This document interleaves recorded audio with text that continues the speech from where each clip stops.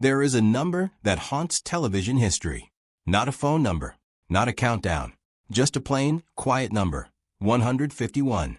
Episode 151 of The Twilight Zone is the only entry in the entire 5-season run that was deliberately erased. Not shelved for a week. Not delayed by a scheduling conflict. Erased.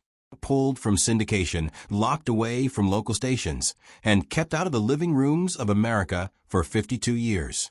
No public apology. No press release. No explanation. CBS simply pretended it never happened. Most people assume censorship is about power. Someone with a pen deciding that an idea is too dangerous for the public to hear. But this ban was different. This wasn't a story that was too radical or too political. This was a story that got it wrong. Badly, historically, and painfully wrong. And the people it hurt the most were the very people the writers thought they were helping. So what was in that episode? Who made it? And why did it take over half a century before the world was allowed to see it again? Stay with me, because this story goes much deeper than a banned TV show. It goes straight into the heart of what happens when good intentions collide with real history. To understand why the Twilight Zone existed at all, you have to understand the man who built it and why he was angry. Rod Serling did not become a writer because he loved telling stories. He became a writer because the war broke something open inside him that he spent the rest of his life trying to close. In 1944, Serling was a young paratrooper with the 511th Parachute Infantry Regiment, jumping into some of the most savage combat of the Pacific Theater. He watched men he cared about die in ways that made no sense. Quick deaths, random deaths, deaths that carried no lesson and offered no comfort. He came home with a body that had survived and a mind that had not fully followed. In the years after World War II, nobody had the clinical vocabulary to describe what veterans like Serling were carrying. Shell shock was the old phrase. The jumps was another. That sudden lurch back into a memory. The cold sweat in the middle of an ordinary afternoon. The way a familiar sound could snap you out of the present and drop you back into the mud somewhere in the Philippines. Serling never fully left those jungles. What he did instead was build a door out of them. That door was a typewriter.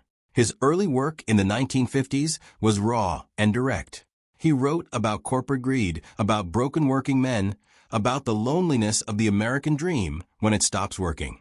Plays like Patterns and Requiem for a heavyweight were powerful enough to turn heads, but they also turned stomachs. Specifically, the stomachs of the network sponsors who paid for the commercials and therefore controlled what appeared on the screen. In those days, the companies funding the airwaves held something close to absolute editorial power. They did not want their audiences unsettled. They did not want questions asked about the American way of life. They wanted 30 minutes of comfort, followed by a message about their product. Every time Serling pushed for something real, the men in gray suits pushed back harder. His scripts were trimmed, softened, and in some cases gutted until whatever message he had embedded was gone. He called them what they were, censors. And he hated them with the kind of clean, focused hatred that only a war veteran who had seen real consequences can manage. The incident that finally broke his patience was not dramatic. It was almost petty in how small it was, which made it more insulting, not less. Serling was writing a television drama connected to the Nuremberg trials, Nazi war crimes, the gas chambers, the machinery of genocide. A gas company was one of the program sponsors. Their concern? That the phrase gas chambers would make viewers think poorly of their product. The words were cut from a story about the Holocaust because of a gas company's branding anxiety.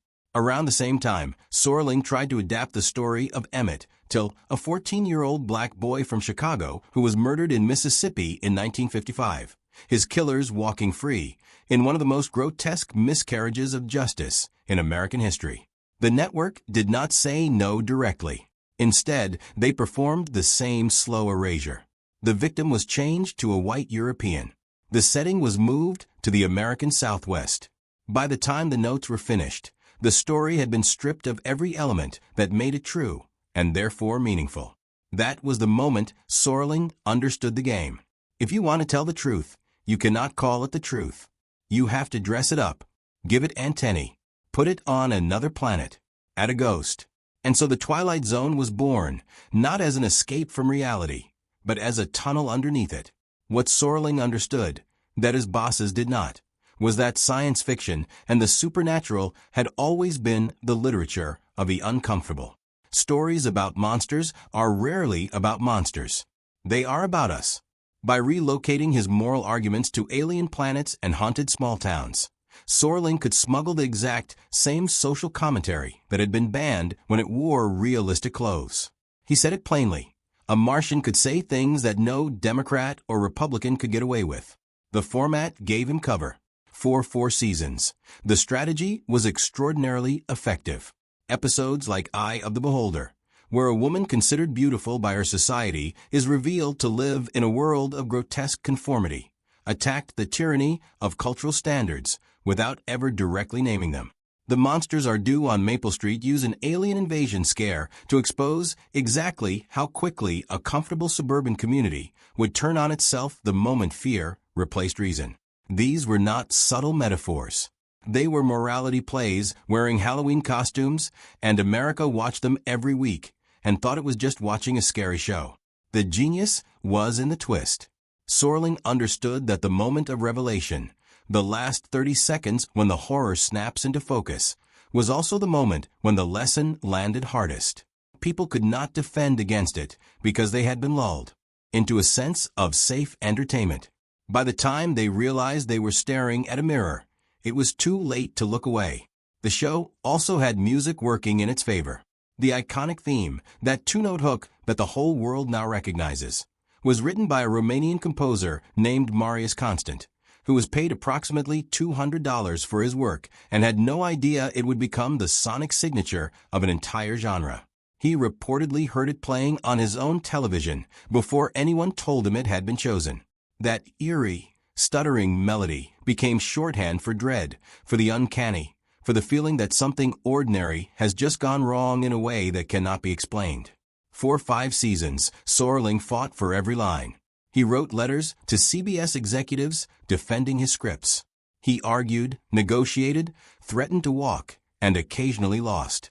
But he kept the show running at an extraordinary level of quality through sheer force of will and a workload that would have killed a less stubborn man. He was the writer, the narrator, the producer, and the public face of the entire series. He smoked heavily and slept badly and worked constantly. And you can feel the exhaustion building in the later episodes if you know what to look for. By season 5, something had shifted. The creative engine was not firing the way it once had. Some of the best ideas were being handed off to other writers rather than developed fully by Serling himself. The network, still nervous about controversy despite years of evidence that provocative television could also be successful television, had tightened its grip again. New competitors like The Outer Limits and Alfred Hitchcock Presents were moving into the same territory and offering fresh angles. And then, into this declining moment, came episode 151. The encounter is unlike almost every other episode in the series. There are no special effects, no alien landscapes, no time travel, just 2 men, a cramped attic on a hot afternoon, and a Japanese samurai sword pulled from the shadows. The setup is deceptively simple. Fenton, played by Neville Brand, a real-life decorated war veteran who had earned a Silver Star in actual combat, is a bitter, aging man marinating in old resentments. His war trophies and beer can share space in a sweltering attic that has become a monument to a past he cannot release. When a young Japanese-American man named Arthur Takamori, played by a then-unknown actor named George Takei, knocks on the door looking for gardening work, Fenton invites him up. The interaction starts as an awkward but ordinary social exchange. Then the sword comes out. The katana is described as cursed, incapable of being unsheathed unless the intent behind the action is genuine revenge. As the afternoon heat rises and both men's histories begin to surface, the dialogue strips away politeness and reveals the raw, ugly architecture of racial hatred. Fenton uses slurs. He digs into the wound of World War II. The walls of the attic seem to press inward as the psychological pressure builds. It is genuinely tense, cinematically effective, and in many ways a bold piece of 1964 television that dared to put a white man's racism on screen not as something shameful and secret, but as something present and spoken aloud. The climax arrives with the sword apparently controlling the movements of both men, culminating in Fenton being fatally impaled, destroyed by the hatred he could not let go of. The final image is Arthur grabbing the weapon, shouting a battle cry, and leaping through the window.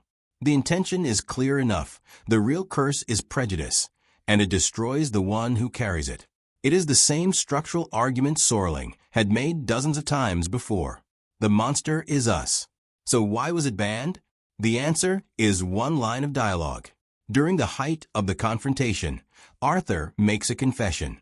His father, he says, used a mirror to signal Japanese aircraft during the attack on Pearl Harbor. He was a traitor. In the context of the story, this detail is meant to carry weight, the burden of inherited guilt, the way the sins of one generation echo through the next. The writers, Serling and Martin Goldsmith, almost certainly intended it as a dramatic device, something that would explain the depth of Arthur's conflict and give the episode its supernatural engine. The sword, the logic implies, has pulled this secret out of him. But here's the problem. The confession is a lie. Not Arthur's lie, history's lie. The claim that Japanese Americans signaled enemy aircraft during Pearl Harbor is not a character's guilt. It is one of the most persistent and damaging pieces of anti-Japanese propaganda in American history.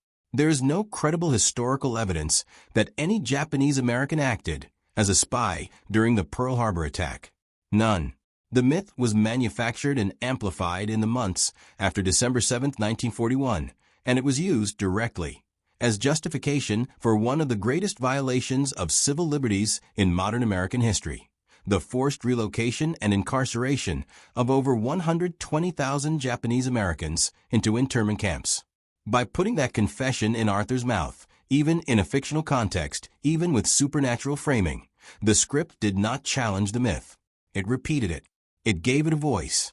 For anyone who had lived through the camps, who had watched their family's home and business and reputation disappear because of exactly this kind of accusation, seeing it on their television screen inside a show famous for its moral clarity was not unsettling. It was a wound being reopened by the hand of a friend. George Takei was 27 years old when he played Arthur Takamori. He was hungry for work, ambitious, and smart enough to know that serious roles for Asian American actors in 1964 Hollywood were extraordinarily rare. Most of the time, actors who looked like him were cast as background figures, as comic caricatures, as nameless villains. A lead role in the Twilight Zone, opposite a heavyweight like Neville Brand, was a genuine opportunity, and he took it. What he did not discuss publicly for decades was what he was actually carrying onto that set. As a small child, Takei and his family had been removed from their home in Los Angeles and sent to an internment camp. He spent years of his early childhood behind barbed wire in the desert. The government that was supposed to protect him had decided, on the basis of his ancestry, that he was a potential enemy. The lie about Japanese Americans as secret traitors was not abstract history to George Takei. It was the direct cause of his family's imprisonment. And now he was standing in a fake attic in Hollywood, saying the words out loud. My father signaled the planes. My father was a traitor. The weight of that does not require commentary. It explains why, for 50 years after the episode aired, Takei did not bring it up. Not in interviews. Not in his public advocacy. Not in his memoirs about the internment camp experience.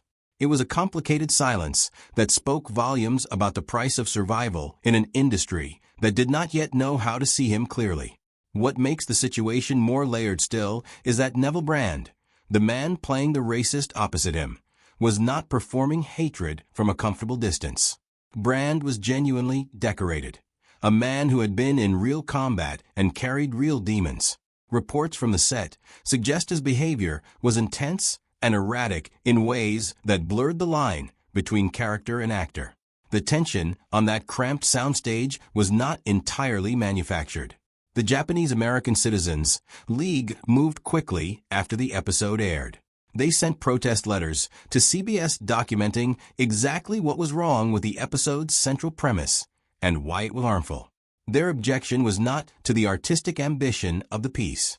It was specific and historically grounded. The episode had broadcast a false accusation against an entire community, embedded inside a show that millions of Americans trusted. CBS did not issue an apology. They did not commission a follow-up episode or a corrective statement. What they did was quieter and in some ways more telling. They simply made the episode vanish. It was removed from the syndication package that was sold to local stations across the country. It would not appear in summer reruns. It would not be included in collections. For more than 50 years, the encounter existed as a rumor, the samurai sword episode, the one they hid, the lost chapter of the series. The silence around it generated its own mythology. Fans who had seen it once insisted on its existence. Collectors searched for prints. Urban legends accumulated about a more violent director's cut locked in a secret archive. The absence of the episode made it larger in the imagination than any broadcast could have. The vault finally opened on January 1, 2016, when the Sci-Fi Channel aired the episode as part of